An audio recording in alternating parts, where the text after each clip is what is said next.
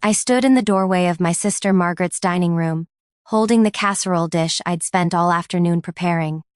The warm scent of baked chicken and herbs filled the air, but the warmth I'd hoped to bring into this family gathering was about to shatter like glass.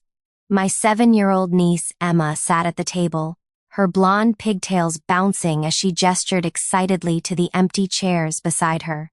Margaret was setting out plates while her husband Robert poured wine for the adults. My brother Thomas and his wife Linda were already seated, laughing about something I'd missed. "Aunt Claire, come sit with us," Emma called out, patting the chair next to her. I smiled and moved toward her, setting the casserole on the table. "No," Margaret said quickly, waving her hand. "Claire, you sit at the end. Emma, honey, your cousins are sitting there." Before I could respond, Emma rolled her eyes in that exaggerated way children do when they're mimicking adults they've heard too many times. "You can't sit with us," she said, her voice carrying that peculiar mix of innocence and cruelty that only children can achieve. "Mom said you're a nobody." The room didn't just go quiet, it exploded with laughter. Thomas slapped the table, his face red with amusement. Linda covered her mouth, her shoulders shaking. Even Robert chuckled as he set down the wine bottle. Margaret's laugh was the loudest, a sharp, brittle sound that cut through the air. I stood there, frozen, the smile still fixed on my face like a mask I couldn't remove. The casserole dish in my hands suddenly felt impossibly heavy. Emma looked confused by the laughter, glancing between the adults as if trying to understand what was so funny. She was just a child, repeating words she'd heard, not understanding the weight they carried. But Margaret understood. Thomas understood. They all understood. I set the casserole down carefully, my hands steady despite the trembling that had started somewhere deep in my chest. I didn't say a word. I didn't defend myself or demand an explanation. I simply picked up my purse from the counter where I'd left it and walked to the door. "Oh, Claire, don't be so sensitive," Margaret called after me, still laughing. "We're just joking around." I paused at the door, my hand on the knob. For a moment, I considered turning around and saying something. But what would I say? That I'd spent 53 years being the family's afterthought? That I'd raised Margaret and Thomas after our parents died, working 2 jobs to keep us together? That I'd given up my own dreams so they could chase theirs? Instead, I opened the door and left quietly, just as I'd done so many times before. The drive home was a blur. I lived in a small apartment 20 minutes away, a modest place with cream-colored walls and second-hand furniture that I'd carefully arranged to feel like home. It wasn't much, but it was mine. I changed into my nightgown and sat at my small kitchen table, staring at my phone. No calls, no texts, not even a simple "Are you okay?" At 9:30, my phone buzzed. It was Robert. "Payment still due tomorrow?" the text read. I answered, "Figured," but I stared at those words for a long time. 6 months ago, Margaret and Robert had come to me in tears. Robert's business was failing. They were going to lose their house, the one they just renovated, the one Margaret posted about constantly on social media. They needed $50,000, and they needed it fast. I had that money. I'd saved it over decades, living carefully, denying myself vacations and new cars and all the little luxuries my siblings took for granted. It was my security, my cushion against an uncertain future. But they were family. Margaret had cried, really cried. Not the performative tears she used to get her way, but deep, frightened sobs. Robert had looked broken. And Emma, sweet Emma, had hugged my legs and said, "Please don't let us lose our house, Aunt Claire." So I'd given them the money. Not loaned, given. I'd told them to pay me back when they could, but I'd never expected to see it again. That was fine. Family took care of family. Except now, sitting in my quiet apartment with the echo of their laughter still ringing in my ears, I realized something had shifted inside me. I picked up my phone and typed slowly, carefully. "Yes, payment is due tomorrow. The full amount. $50,000. I hit send before I could second-guess myself. The response was immediate. 3 dots appeared, disappeared, appeared again. "Claire, we talked about this. We're still getting back on our feet. You said we could take our time." "That was before," I typed. The agreement was to pay back when able. You just renovated your kitchen. You took a cruise last month. You're able. Tomorrow, 9 a.m., or I'll take legal action. This time, the response took longer. This is ridiculous. Your family. We can't just come up with $50,000 overnight. You had no trouble spending it overnight, I wrote back. 9 a.m. tomorrow. I turned off my phone and went to bed. Sleep didn't come easily. I kept seeing Emma's face, hearing that casual cruelty in her child's voice. You're a nobody. I kept hearing the laughter, the way they'd all joined in without hesitation, without thought for how it might feel to be on the receiving end. Had I ever been anything more than an ATM to them? A convenience they called when they needed something? I thought about all the times I'd shown up for them. Every birthday party, every school play, every crisis.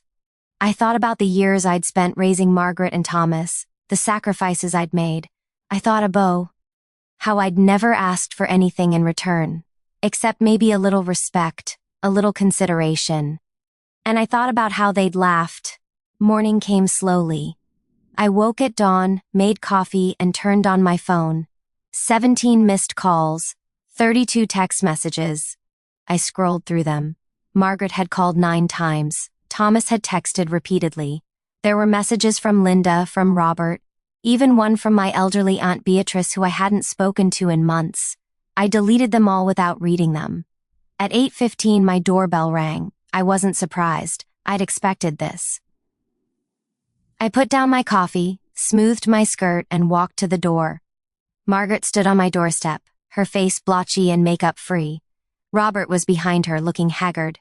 Thomas was there too, hands in his pockets, that charming smile he used when he wanted something already plastered on his face. Claire, Margaret said, her voice breaking. Please, we need to talk. I stood in the doorway, not inviting them in. We can't come up with $50,000 by 9 a.m., Robert said, running his hand through his hair. You know we can't. Be reasonable. I am being reasonable, I said calmly. I gave you money when you needed it. You agreed to pay it back. I'm simply asking you to honor that agreement. But we're family, Thomas said, that smile faltering. Come on, Claire. You know we're good for it. We just need more time. How much time? I asked. Another 6 months? A year? 5 years? Will you still be laughing about what a nobody I am while you're spending my money? Margaret's face crumpled. Emma didn't mean it. She's just a child. She doesn't understand. Emma repeated what she heard. I said quietly. Children are mirrors. They reflect what they see and hear around them. So the question isn't what Emma meant. The question is what you meant when you said it. Silence. I never said date, Margaret whispered, but her eyes told a different story. Maybe not in those exact words, I replied. But you've said it in 1,000 other ways. Every time you forgot to invite me to something until the last minute. Every time you called only when you needed something. Every time you made plans around me instead of with me. Thomas stepped forward. Claire, this isn't like you. You're upset about last night and I get it. But don't do something you'll regret. Don't tear this family apart over one stupid comment. I looked at my younger brother, this man I'd sacrificed so much for. I'd worked double shifts at the diner and the hospital so he could go to college. I'd gone without so he could have. And now he stood on my doorstep, telling me not to tear the family apart.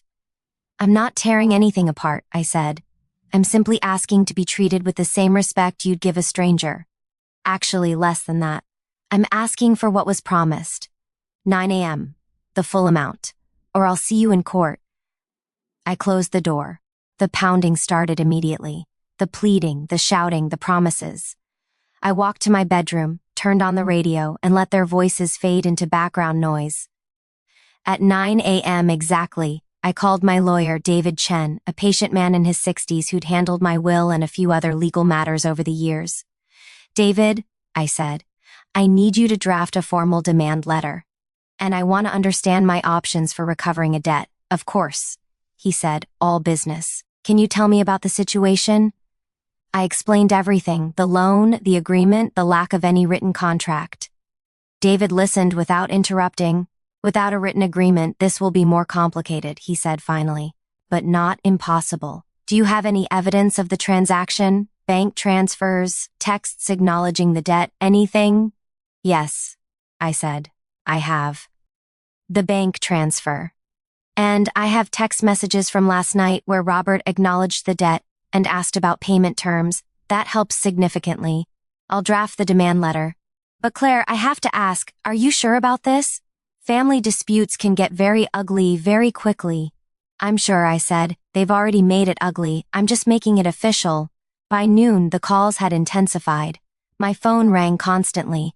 I'd blocked Margaret and Robert and Thomas, but now their spouses were calling, and cousins I hadn't heard from in years, and family friends who wanted to mediate. I ignored them all. At 2 p.m., Margaret showed up at my apartment again, this time with Emma. I watched through the peephole as Margaret crouched down, whispered something to Emma, and then nudged her forward. The doorbell rang. I waited. It rang again. Aunt Claire? Emma's small voice called through the door. I'm sorry I said you were a nobody. Mommy says I hurt your feelings. Please don't be mad at Mommy and Daddy. My hand went to the doorknob, then stopped. This was manipulation, pure and simple. Using a child to tug at my heartstrings, to make me feel guilty for setting a boundary. Margaret knew exactly what she was doing. I stepped away from the door. Aunt Claire? Emma called again, her voice smaller now, uncertain. I heard Margaret's voice, low and urgent, coaching Emma on what to say next. I went to my bedroom and closed the door. That night, Thomas showed up. He didn't ring the bell. He just sat on the steps outside my apartment, waiting. I could see him from my window, checking his phone, looking up at my door, waiting. At 11 p.m., he finally left. The next morning, I received a call from David. The demand letter has been sent, he said. They have 7 days to respond with either full payment or a formal payment plan proposal. After that, we can proceed with legal AC. Thank you, I said. Claire, there's something else. I received a call this morning from an attorney representing your sister. They're claiming the money was a gift, not a loan. I'd expected this too. I have text messages from Robert acknowledging it as a debt, I said, and I have a voicemail from 6 months ago where Margaret specifically says, "We'll pay you back as soon as we can." Perfect. Keep everything documented. Don't delete anything. And Claire, don't communicate with them directly anymore. Everything needs to go through me now. Understood.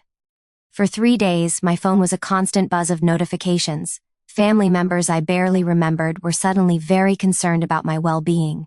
Distant cousins wanted to talk. My Aunt Beatrice called 12 times in one day. I blocked them all. On the 4th day, something changed. I received an email from Margaret's lawyer. It was formal, cold, all legal language. But the essence was simple. They were offering a payment plan, $5,000 a month for 10 months. I called David. "What do you think?" I asked. "It's a reasonable offer," he said. "It gives them time to get the money together without bankrupting them, and you'll get your full amount back within a year. With your current evidence, if this went to court, you might win, but it would take longer and cost both sides legal fees." But they laughed at me, I said quietly. They called me a nobody. David was silent for a moment. "Claire," he said gently, "I can't tell you how to feel, but I can tell you this. The law can force them to pay you back. It can't force them to respect you. That's something only they can choose to do." I thought about that for a long time after we hung up. Respect couldn't be demanded or forced. It had to be given freely. And maybe my siblings would never give it to me. Maybe I'd always be the convenient one, the one they called when they needed something, the one they forgot about the rest of the time. But I could choose how I responded to that. I could choose my own boundaries. I could choose to stop making myself small for people who couldn't be bothered to see me. I called David back. "Accept the payment plan," I said. "But add one condition.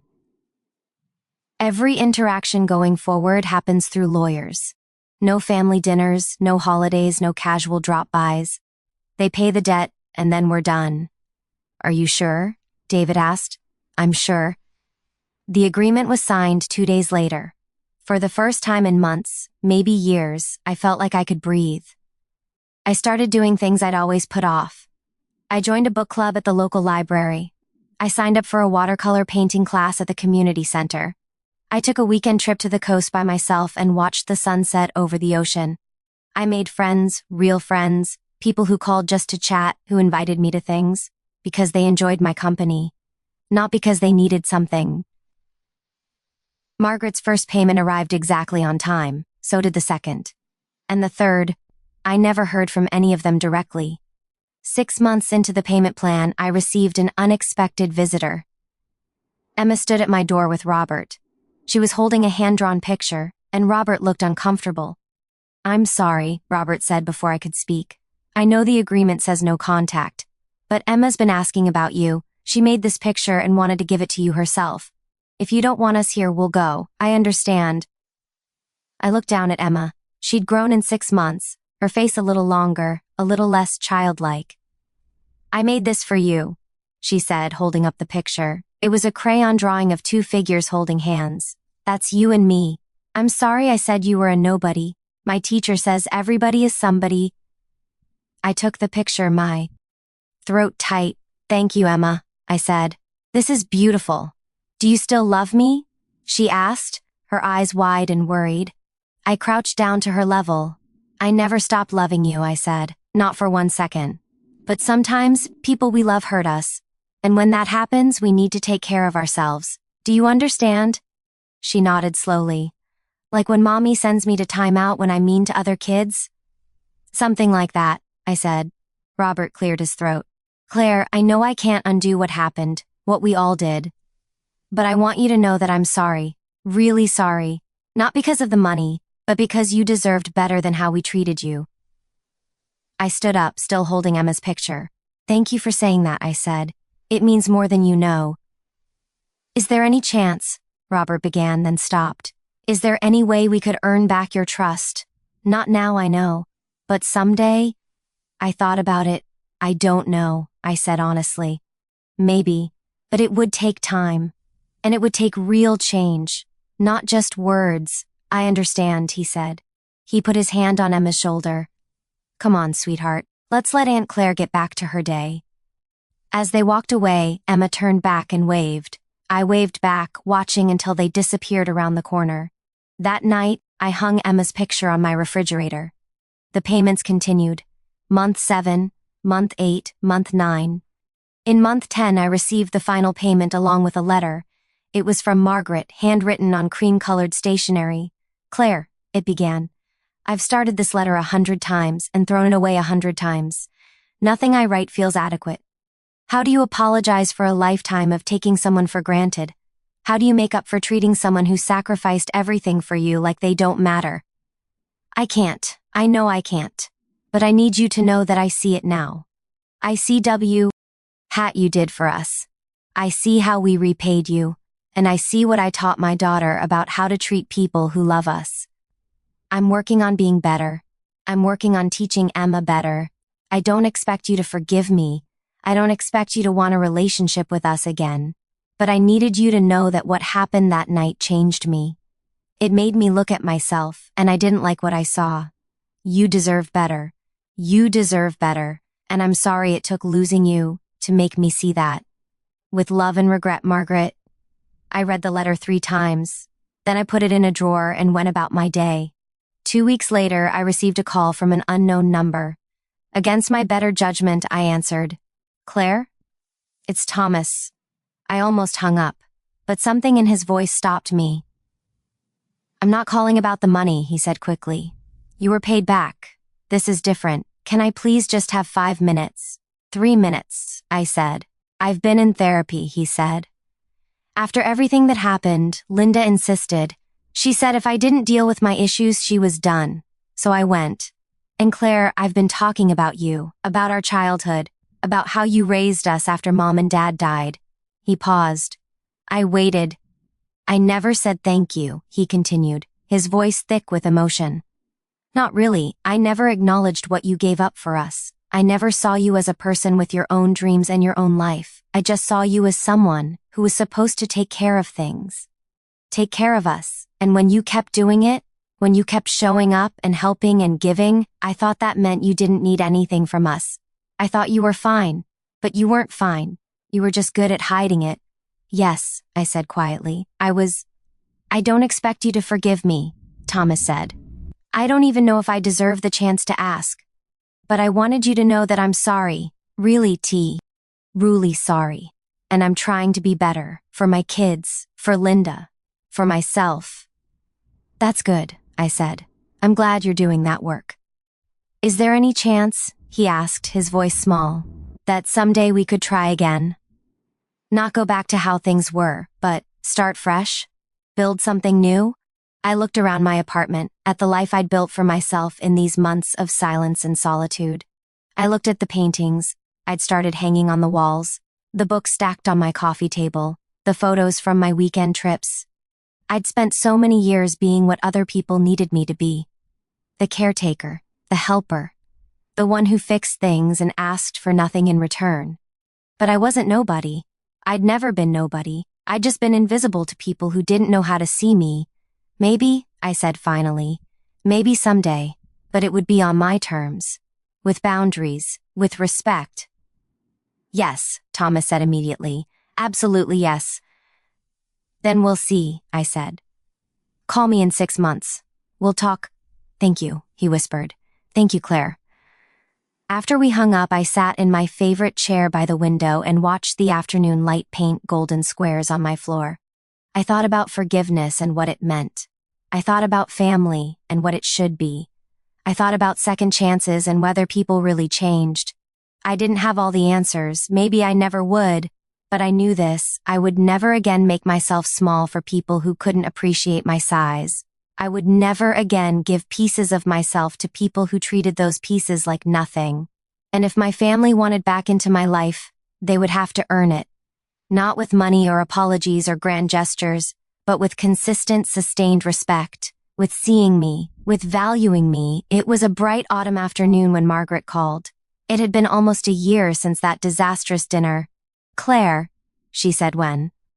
I answered, I know I'm not supposed to call, but it's Emma's birthday next week. She's asked for you. She's asked every day for a month. I told her I'd ask, just ask. And if you said no, that would be okay. We'd understand. But I promised her I'd try. I closed my eyes, remembering Emma's drawing on my refrigerator, remembering her small voice asking if I still loved her. What day? I asked. Saturday, Margaret said. 2 p.m., just family, small. At our house. You can leave whenever you want, no pressure. I'll think about it, I said. Thank you, Margaret whispered. That's more than I deserve. On Saturday at 1:55 p.m., I pulled up in front of Margaret's house, the same house I'd helped save. I sat in my car for 5 minutes, my hands on the steering wheel, breathing. Then I picked up the wrapped present from the passenger seat and walked to the door. Margaret opened it before I could knock. Her eyes were red-rimmed, hopeful, scared. You came, she said. I came, I replied. Emma appeared behind her mother, and her face lit up like sunrise. Aunt Claire, she shrieked, launching herself at me. I caught her, this growing girl who'd once called me a nobody, and held her tight. Happy birthday, sweetheart, I said. Inside the house was different than I remembered. Smaller somehow, less imposing. Thomas and Linda were there with their children. Robert stood awkwardly by the kitchen, holding a spatula. Everyone stopped talking when I walked in. Hi, I said simply. Hi, they echoed back, a chorus of uncertain voices. Emma grabbed my hand and pulled me toward the living room, chattering about school and her friends and a book she was reading. The others slowly returned to their conversations, but I could feel their eyes on me, careful and watching. It wasn't comfortable, it wasn't easy, but it was a beginning.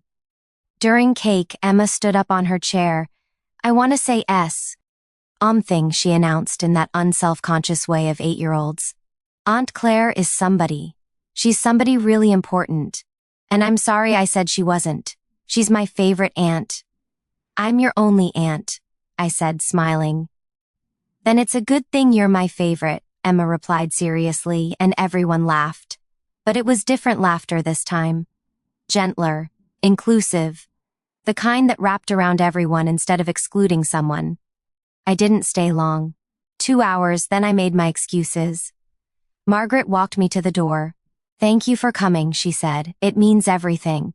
To Emma, to all of us." "I came for Emma," I said honestly. "But maybe someday I'll come for all of you too." "We'll earn that," Margaret said. "I promise you, Claire, we'll earn it." I drove home as the sun set, painting the sky in shades of orange and pink. I thought about the past year, about pain and boundaries and respect. I thought about family and what it meant and what it should mean. I thought about the fact that sometimes love isn't enough. Sometimes you need respect too. And sometimes the kindest thing you can do, for yourself and for others, is to stop accepting less than you deserve. My phone buzzed with a text from Thomas. "Thanks for coming today. Same time next month, my place?" "No pressure," I smiled and typed back, "Maybe. Let me check my calendar." Because I had a calendar now. I had plans and friends and a life that didn't revolve around being available whenever someone else needed something. I had value that wasn't measured by what I could give or do for others. I had finally learned that being kind to others didn't mean being cruel to myself. And I had learned that sometimes the strongest thing you can do is walk away from people who don't see your worth, even when those people are family. Especially when those people are family. Because you teach people how to tray at you. And I'd spent too many years teaching my family that I didn't matter, that my feelings didn't count, that they could take and take and take and I'd still be there, still smiling, still giving. No more. From now on, I would be there for people who saw me, who valued me, who understood that respect and love go hand in hand. And if my family could learn that, if they could truly change, then maybe we'd build something new together, something healthier, something real. But if they couldn't, that was okay too. Because I wasn't a nobody. I was Claire, and I was enough, all by myself, exactly as I was. And that was the most important lesson of all. If this story touched your heart, please like, share, and subscribe for more stories about finding strength, setting boundaries, and discovering your own worth. Leave a comment below sharing your own experiences with family dynamics or how you learned to value yourself. Your story might be exactly what someone else needs to hear today.